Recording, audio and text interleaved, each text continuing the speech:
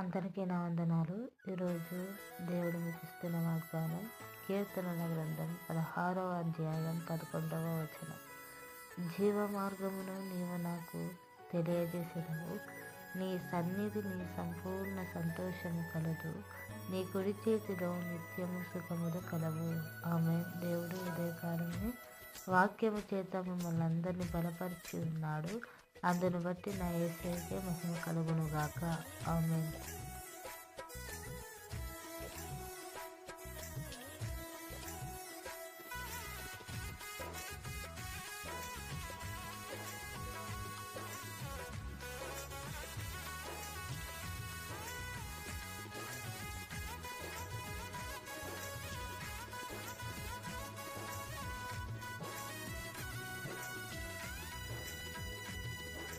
రాజా నీ సన్నిధిలోనే